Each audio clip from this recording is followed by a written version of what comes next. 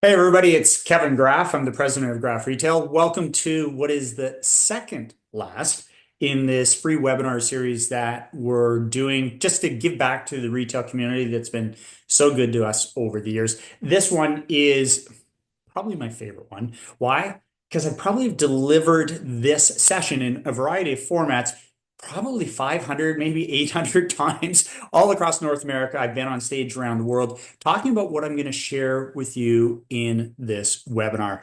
Practical ideas that start off sounding a little bit theoretical, but I promise you this, we've proven it time and time again. If you are looking to get better productivity, sales for a retailer, out of your stores, out of an individual, out of a team, you need to understand this model that I'm going to share with you, and you need to put it into place. It's simple, but there are multiple layers and layers and layers behind each of these foundations, this blueprint that I'm going to share with you.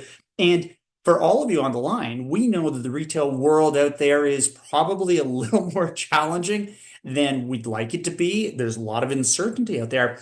But in every one of your stores, here's what I know. There is a lot of untapped potential every day. We do not get all of the sales that we could or we should in our stores. And what I'm going to share with you over the next 40, 45 minutes is kind of the blueprint. It's the key to unlock that productivity. You need to leave this webinar with ideas of what you can do when you get back to your territory, to your store, to your business, and start making the changes that you know are possible to be able to do. So, with that, let's get started on this thing and share with you how we're going to do this. There's this question that I ask everybody.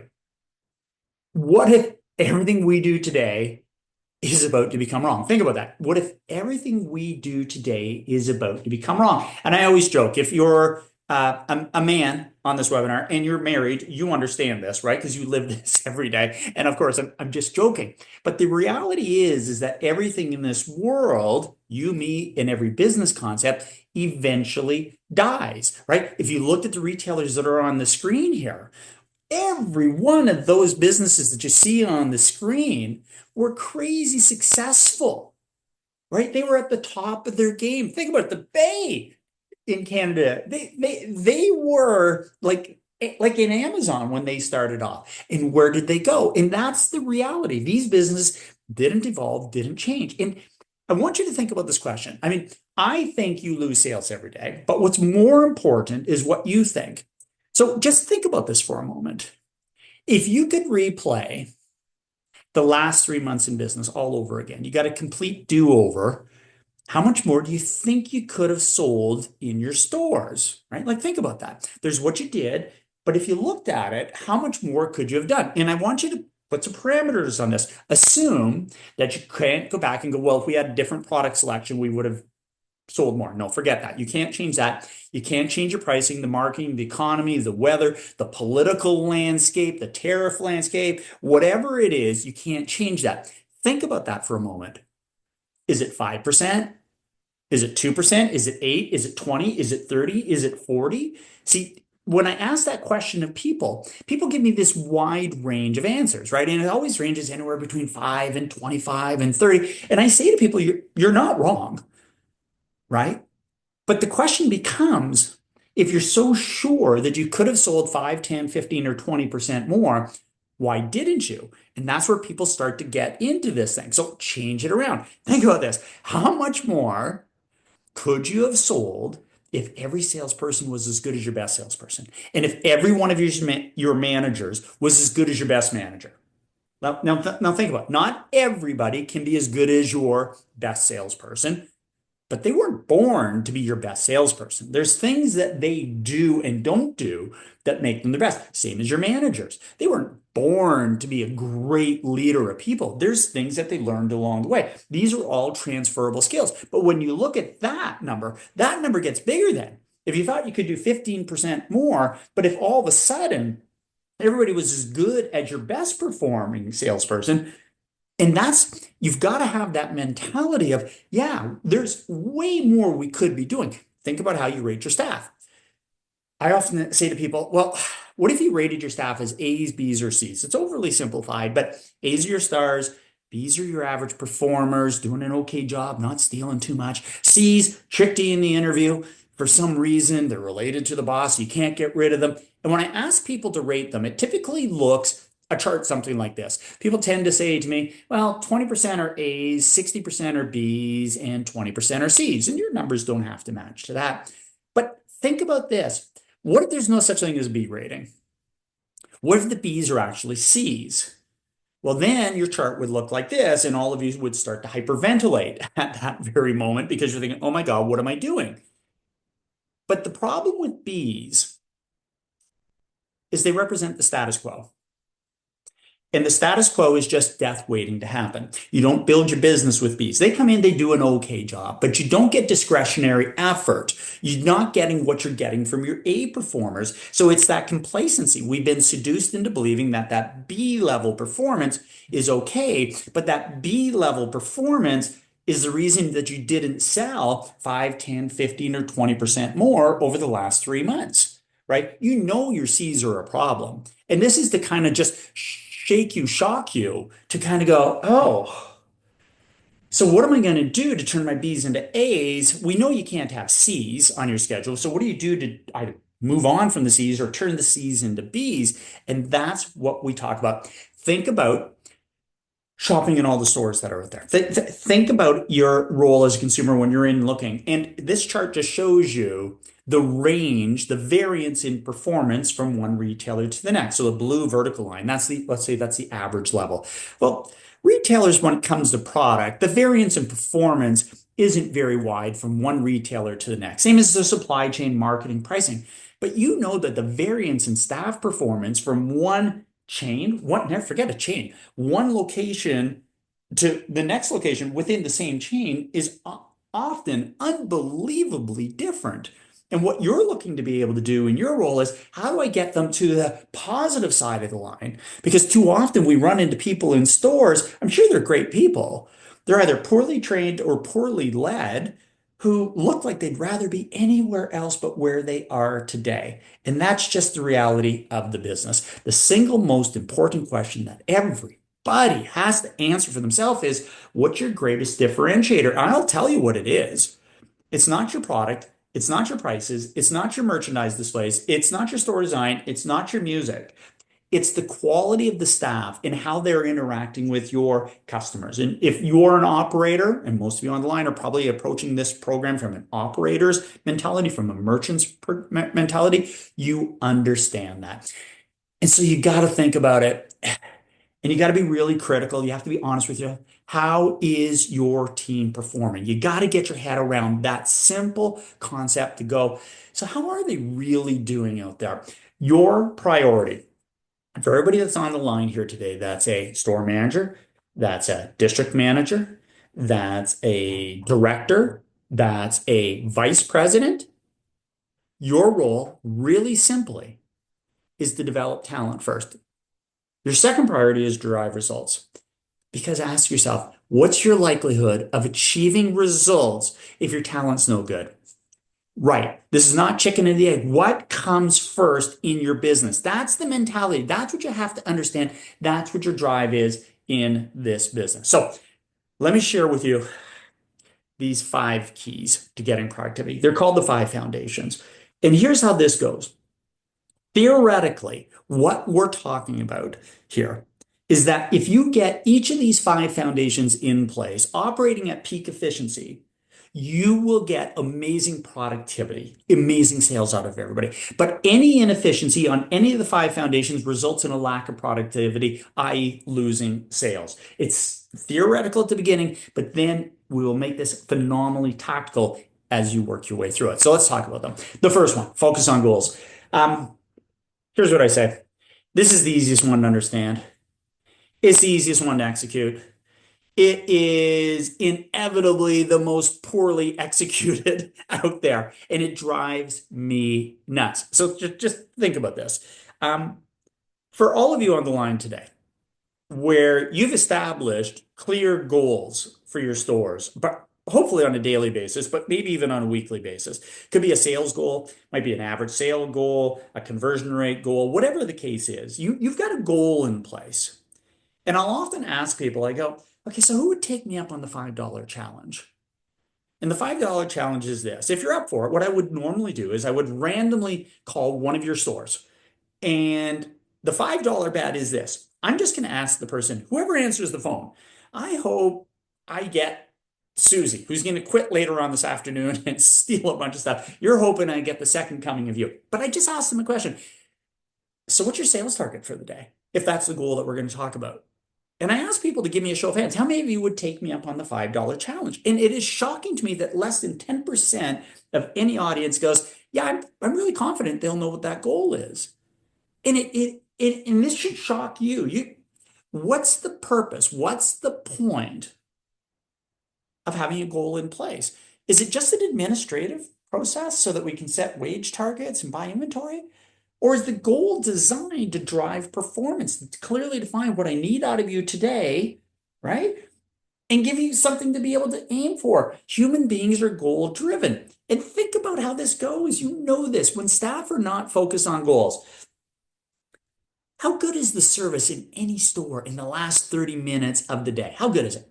Garbage normally. It's not very good. Why? They've got lives. They're closing down the registers. They're pulling in the displays from outside. You go in the mall and at like 5:02, the door is pulled halfway closed, daring customers to come into the store, right? And so you think about that and just bear with me as I give you this example. Let's assume we're running a store and we've got a group of staff, small store. And the store is going to close at 6 o'clock. It's 5 o'clock. Let's say we're at $4,000. How are we doing? Well, you don't know and I don't know because we don't have a goal, but we're at 4 grand, right? Doesn't really matter, right? We're at 4 grand. So a few more customers come and go at 5:30. We're at $4,200. How are we doing? You don't know, I don't know, right? Service levels go in the tank. People are talking about what they're doing that night. We're pulling in displays, closing registers. We finish the day. We do $4,300. How do we do? You don't know, I don't know. Change the scenario. Let's assume we have a goal for the day of 4,700 bucks. It's 5 o'clock.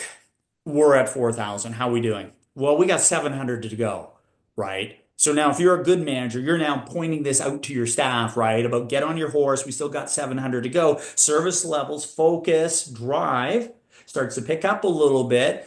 All of a sudden, 5:30 comes around. We're at 4,400 bucks. How are we doing? We still have 300 bucks to go. Now, I don't know how you guys manage your business, your stores. Way back when, decades ago, I did. It's that moment. I have a little huddle with staff, guys.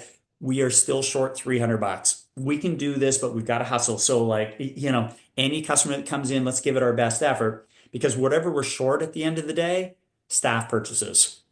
We're going to get it across the line. You can refund it tomorrow, but we're hitting our target today. As a result, we end up doing 4,800 bucks as compared to 44. It's a 9% increase in sales. How much better is your life if all of your stores were doing 9% more? And that's just a silly, goofy little example to show you what's possible about having goals. The easiest thing for you to do is to become just goal driven. Just know what your goals are. Make sure the stores know what they do. When you call the store, ask them what the target is. If you're a manager in the store, ask your staff what the target is. What's our conversion rate target? What are we at? So like it's just this constant measure of success. And listen, if you're running around hiring a bunch of these amazing Gen Z employees and you're not sharing with them what the goals and the expectations are, don't be surprised when they quit, right? That's the idea. Simple, easy thing to be able to do. Now we get to this one, share results. Okay, I've got a goal. Now I have to share the result with you. How are you doing versus the goal, right? If you were one of my clients, I'd have a board up in your back room, as big a space as I could possibly find. And it would be your sales board. And I'd have like a 30 days at a glance. What did we do last year? What's the goal? What do we actually do? Right? Highlight it up. I'd have my meetings in front of it. Everybody would see this thing, right? Some of my clients, I walk in and I'm in their back rooms before we start working with them. And there's all this stuff up about safety, and I'm not poo-pooing safety. Safety is really important, but there's like this little thing up there about like sales. And I always say to them, I go, well, this is great. Nobody's going to run with scissors, but nobody's going to sell anything either, right? You have to tell people how it's going because if you're not sharing the results with them, how do you get effort? Like, think about this. I still play a little bit of men's league hockey. I mean, the quality of it is really not very good, but it's one of the funnest hours of the week. And for all of you that have played any sort of team sport, you know what I'm going to be talking about, right? Every now and then, like we play in a league, but every now and then we just rent the ice for a game of pickup, right? No referees, no score clock. What's the effort level like in a game of pickup? Not very good. Nobody tries that hard, right? I say hi to the goalie in the dressing room, right? Because I'm not going to see him for the whole game because I'm not coming back behind the blue line. It's too far to skate. I'm going to cherry pick up there. Then all of a sudden we get into a game and now it's in the league and points matter and there's a referee and there's a score clock. What happens to everybody's effort level? It goes up. And push this a little bit further. There's a minute left to go in the game. You're down by a goal. What happens with the effort level with the guys that are out on the ice? Now, I've never chosen to be one of those guys, but it looks like they're trying amazingly hard. Why? Because we share results. Don't wait till the end of the day to tell people how they did. That's way too late. What are you supposed to do about it now? It's hourly readings, right? Get like just log in, have one of your staff members log in, talk to everybody about how it's going. If I'm going to have a goal, I have to share the results because then if I do that, then I can get to the third, which is accountability. Achieving success has to matter. This isn't about firing somebody, but I have to make this important because human beings will, including myself, you get away with what you can, right? Like if you have a goal and nobody ever talks to you about whether you made it or don't talk to you when you don't make it, well, the goal is obviously not very important, is it? Right? And you think about this for a moment. Okay, so you all drive. So on the highways where you drive, I'm up here in Canada, so this is in kilometers per hour. So for all the Americans, bear with me. Um, on a highway, it's posted 100 kilometers per hour. None of you I know drive faster than 100, right? Well, of course you do, right? Because you don't get a ticket at 101 and you don't get a ticket at 105 and you don't get a ticket at 110, depending on where you are, maybe 115, maybe 125, maybe 130, right? Because it's kind of like the state said, well, we said 100, it says maximum 100, but we're really not very serious about it. We're not going to do anything about it. So you drive faster than that. It's the same thing with you when you set your goals. If you put your goals in place and nobody talks about it, there's no conversation about it, but nobody's going to try towards it. But it's just like if you were driving, if you got a ticket, every time you went 101 or faster, how fast would you drive? Well, you want to go faster than 100, right? You'd be at like 98, 99, maybe 100, right? Like it's what we would do. And accountability in most stores, really, it's just a conversation. It's just like picture at your shift starter meeting, just saying to people, yeah, so we missed our average sale target yesterday by $5. What are three things you guys think we could have done better yesterday? Or give me five things we have to do better today. Now, the moment you tell them I need five things, that's accountability because now they're thinking of content, right? Now they're thinking of don't just go, what do we have to do better? Right? That's like your deer in the headlight look. No, no. Sit down, talk to your people. If they made it, that's accountability that you pointed out. If they didn't make it, that's accountability because they didn't point it because you didn't point it out. Like that's the drive, right? Get focused on talking about these things. And if they're not achieving it, you've got to coach them, you've got to train them, you have to be able to address it all the time. Then, number four, this now becomes our responsibility to provide as organizations, as leaders, as managers. See, if you go back and you think about the first three, focus on goals, share results, and accountability. It's picture this. It's kind of like taking your hand very lovingly and putting it on their back. It's kind of like putting it there and going, hey, here's what you need to do. Here's how you're doing. By the way, you have to do it, right? It's now it's our responsibility to give them the training, the coaching that they need to actually achieve the goals in foundation number one. Because if you put a goal into place and they don't have the skills to do it, that's on you that they're not doing it. Does that make sense? Right? So think about this. How many of you are running an organization or work in an organization where your success is based on your ability to produce sales? And that's pretty much all of you. Think about the next question. How many of you believe that you have a highly effective sales training program in place? And that's very few of you, right? And it's just so goofy, right? Oh yeah, we make our money making sales, but we haven't really trained our staff very well on how to sell. It's kind of like, really? It's so dysfunctional if you're in an organization that hasn't provided that. It's no different than, hey, my managers are really important. Great. Have you taught them how to manage? Well, we taught them how to receive stock and do markdowns and do all the paperwork and everything. Yeah, but did you show them how to manage? Did you teach them how to lead? Did you teach them how to deal with the staff, the toughest part of their job? And if you haven't done that, really, how is it that they're supposed to survive, right, in that environment? And the most important word on the slide that's on the screen in front of you is the word ongoing, right? Training is not a one-off thing. You took the course, you got a cape, you got a certificate, you're done. No, coaching is a daily activity. And to the degree that we provide ongoing training and coaching is to the same degree that staff stand a chance at achieving the goals that we set in foundation number one. And then finally, the fifth foundation comes along.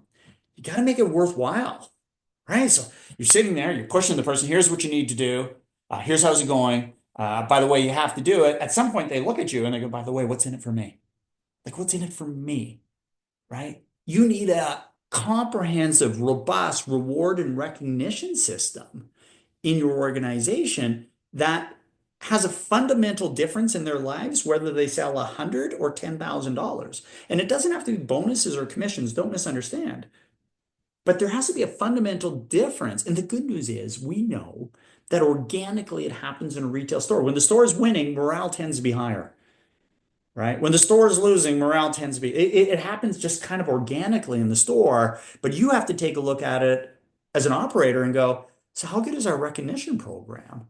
Do I really make it worth the staff's while to bust their butt for me to actually achieve the targets we have in place? Because if it's worthwhile, they're going to do it. If it doesn't make any difference, why are they going to try harder? Right? Some people are wired that they're going to try harder just because, but that's not the majority of people. So when we put those things together, we get what we call the five foundations. And as simple as that is, you now can start building literally dozens, hundreds of tactical things you can do in your business to go, okay, so what can we do to get our staff more focused on goals? Well, okay, well, there's 12, 15, 20 ideas that you could come up with. How can we share results better? Well, that's not hard to figure out, right? Accountability. Oh, okay. What's that look like? I mean, without being mean and firing anybody, what does that really look like? Same as ongoing training and coaching. How do we execute our training? If you're lucky enough to have training programs, how do I execute them better? How do I make this daily? Right? Like we send out sales tips every day to our clients, right? Every day. Why? Because it's ongoing, right? How do I improve coaching? How do I make that an ongoing, systematic approach to driving the business? How do I make it more worthwhile? So suddenly, what happens is you start creating off of this blueprint dozens of things that you can do at store level to be able to drive performance. So think about this. And you can just do this on your own. We often will have people score their store or their territory on the five foundations. And I want you to do this now. I put this form on the screen. You can take a picture of it if you want, or just get a scrap piece of paper. You're just going to record what your numbers are. I want you to score your store, or if you have a territory of stores, on a scale of 1 to 5 on each of the five foundations. So start with focus on goals, and you're going to look at it and go, so out of 5, how good are we at having our staff focused on goals, right?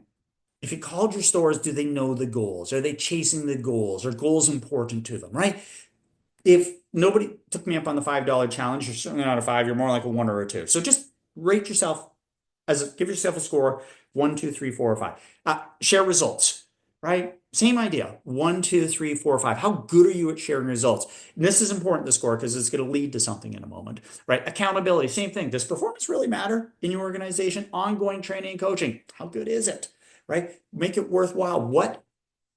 How would you evaluate the comprehensive nature, the effectiveness of your reward and recognition program? Right? So I'm going to stop talking for about like 20 seconds. Just have your scores, add it up. You're going to get a score out of 25. I'm not going to ask you to share your scores, but you're going to get an idea of what your score is on this. And this is important that you do this now. And then I want you to do it again in 3 months, and then 3 months after that, and then 3 months after that, because you should start to implement ideas that result in better performance. All right. So everybody's got a score. Here's what I'm going to tell you. For every point that you lost, you're losing somewhere between 1 and 4% in sales every day. What are you going to do about it? Let me explain this because let's assume that, and I'll explain these numbers. Let's assume you're running a store where it's 2% in sales every day. So if you got 20 out of 25, you lost 5 marks. 5 marks times 2 is 10. 10% in lost sales every day. If you scored yourself as a 15 out of 25, you lost 10 marks times 2 is 20% in lost sales every day. And you know this to be true. You don't consciously know this to be true, but think about this. Let's think about some of the 5 foundations. If you're not currently a 5 out of 5 on focus on goals, but you could figure out a way to make it a 5 out of 5, what would happen to everybody's effort level? They would try so much harder. If they just tried harder, they'd sell more. True?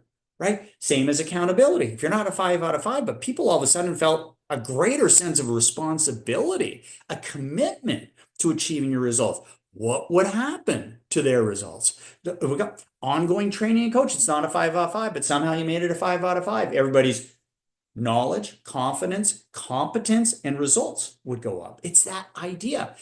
Just so you know, the difference between whether you're a 1 and a 4 is held in the answer to the question, how important are the staff to making the sale? How important are the staff to make the sale? The more important the staff are to making the sale, the higher that percentage is. So I'll give you some examples so that you can wrap your head around this thing a wee little bit. Most, not all, but most, for example, fashion stores, it's about a 2, as an example. If you're in a jewelry environment, it depends, right? I'll give you, okay, so let's assume you're selling Rolexes out there. The staff are about a 1 or a 2. If it's Rolexes, why? Because the brand does all the heavy lifting. There's such demand for them that if you have it in stock and the staff don't stock, you're probably going to sell it. But now you're over on the other side where you're selling diamond engagement rings. The staff are a 3 or a 4 in that particular case, right? That's the impact over there. If you're in a liquor store, customers are going to buy, right? They don't come in just look around. Everybody's going to make a purchase when they come in. You're around a 1, 1.5 because you still have this massive impact on being able to drive sales up. Why? Because you can move them to a more expensive item or you sell to the complete occasion that's going on in the store. So just think about yours and be conservative with it because whether it's a 2 or a 3 or a 3 or 4 or 1 or 2, what you're trying to do is to make this point to yourself of what it is you're going to do to be able to drive your business. And look, here's what my hope is for you. I'm not giving you all the ideas that you could do. You can create these ideas. You don't need Graph to give you the ideas. For those of you who don't have things in place, yes, maybe you need our help putting sales training, management training, DM training, sales management systems, coaching systems into place. Just call me. But off of that quick examination of what the 5 foundations are, you're now armed to go back to your store, your territory, your business, and start thinking through ideas collaborative with your teams of things that you can do. Come up with it. I say to people all the time, implement one new idea every week. Do it for 4 months. Watch the difference in your business. Watch how business starts to pick up. Why? People start working smarter and harder. Smarter and harder. What more do you need? If I had my people try harder, oh my God, they'd sell harder. They'd sell more, right? If they worked smarter, oh my God, they'd sell more, right? Like it just, there's so much opportunity that exists out there if we just got going on the 5 foundations. So that's a really quick look at that.